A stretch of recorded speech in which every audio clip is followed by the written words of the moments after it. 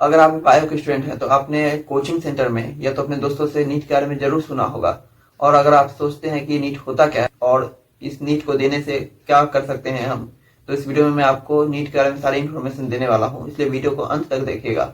NEET जो है एक मेडिकल एंट्रेंस एग्जाम है जो कि हर साल कंडक्ट कराया जाता है, जिसमें 20 से 22 लाख बच्चे अपेयर करते हैं। और ये एग्जाम ऑफलाइन मोड में होता है, मतलब कि आपको सेंटर पे जाके पेपर देना पड़ता है और कंप्यूटर पे एग्जाम होता नहीं है। नीट एग्जाम जो है दो तरीके का होता है, एक नीट यूजी होता है, एक नीट पीजी होता है। नीट यूजी मतलब अंडर ग्रेजुएट कोर्स जितने भी होते हैं, जैसे एमबीबीएस हुआ, बीएमएस हुआ, बीएचएस हुआ, ये सब कोर्सेस आप कर सकते हैं। और नीट पीजी जो है वे नीट यूजी का एग्जाम क्रैक करने के बाद कोर्स कंप्लीट करके तब दिया जाता है, जिससे कि आप पोस्ट ग्रेजुएट कोर्स कर सकते हैं, जैसे कि एमडी, एमएस, ये सब कोर्सेस आप कर सकते हैं। ये एग्जाम जो है 720 मार्क्स का होता है, जिसमें आपको 200 क्वेश्चन दिए जाते हैं, जिसमें से आपको 180 क्वेश्चंस अटेम्प्ट करने होते हैं। इसमें 3 सब्जेक्ट से क्वेश्चंस आते हैं, फिजिक्स, केमिस्ट्री, बायोलॉजी। तीनों में से 45 क्वेश्चन आपको अटेम्प्ट करने होते हैं। और ये पूरा क्वेश्चंस करने के लिए आपको 200 मिनट का टाइम दिया जाएगा। उसके अंदर ही आपको पेपर को कंप्लीट करना है। अगर आप ज्यादा टाइम लेते हैं तो आपका पेपर ले लिया जाएगा। और अगर आप इस एग्जाम में अपेयर करना चाहते हैं तो आपकी जो एज है वे 17 ईयर होनी चाहिए मिनिमम। और अपर एज की कोई लिमिट नहीं है, कितने भी उम्र के लोग दे सकते हैं इस एग्जाम को। अगर क्वालिफिकेशन की बात की जाए इस एग्जाम के लिए, तो आपका 12th में 50% होना चाहिए अगर आप जनरल कैटेगरी से आते हो। अगर आप ओबीसी, एससी इस कैटेगरी से आते हो तो आपका 40% मिनिमम मार्क्स होना चाहिए 12th में।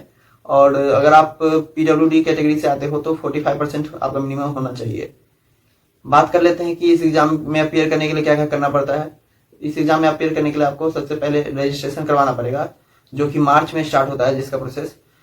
और रजिस्ट्रेशन के लिए जो डॉक्यूमेंट्स आपको देने पड़ेंगे वे है आधार कार्ड, या तो कोई भी आईडी प्रूफ आप दे सकते हो, और 10 और 12th का मार्कशीट देना होगा।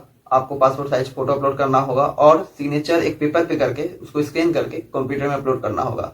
और अगर आप ओबीसी या एससी कैटेगरी से आते हो तो उसका सर्टिफिकेट आपको अपलोड करना पड़ेगा। और अगर आप पीडब्ल्यूडी कैटेगरी से आते हो तो उसका भी सर्टिफिकेट आपको अपलोड करना पड़ेगा। उसके बाद रजिस्ट्रेशन प्रोसेस कंप्लीट करने के बाद आपका जो एग्जाम है वो मई या जून में कंडक्ट करवाया जाएगा, और उसका रिजल्ट जो है जुलाई या तो अगस्त में आता है। रिजल्ट आने के बाद आपको देखना है कि आपका मार्क्स कितना है। अगर आपका मार्क्स कट ऑफ मार्क्स के ऊपर है तो आपका एडमिशन जो है आप जो कोर्स में लेना चाहते हो, एमबीबीएस, बीएमएस, बीएचएस, उसमें हो जाएगा। और अगर आपका मार्क्स कट ऑफ मार्क्स से नीचे है लेकिन क्वालिफाइंग मार्क्स से ऊपर है तो आप जो है काउंसलिंग प्रोसेस में अपियर कर सकते हो, पार्टिसिपेट कर सकते हो और कॉलेज में एडमिशन के लिए ट्राई कर सकते हो। कट ऑफ मार्क्स जो होता है वे मार्क्स होता है जिसपे आपको किसी भी कोर्स में या कॉलेज में एडमिशन मिल जाता है आसानी से।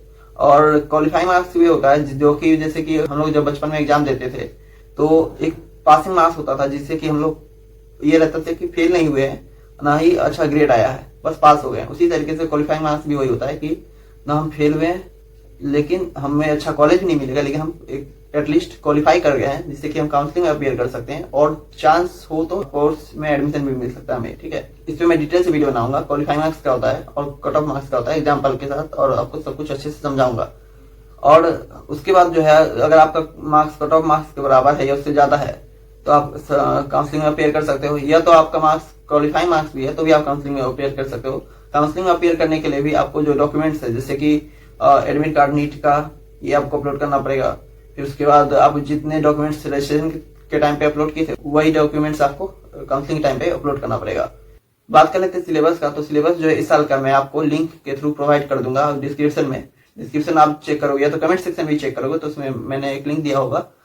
अगर आपको मेरी द्वारा दी गई हुई इन्फॉर्मेशन पसंद आई हो तो इस वीडियो को लाइक करें। और अगर आप ऐसे ही इन्फॉर्मेटिव वीडियो देखना चाहते हो नीट के रिगार्डिंग या कोई भी कॉम्पिटिटिव एग्जाम के रिगार्डिंग, तो आप इस चैनल को सब्सक्राइब भी कर सकते हो।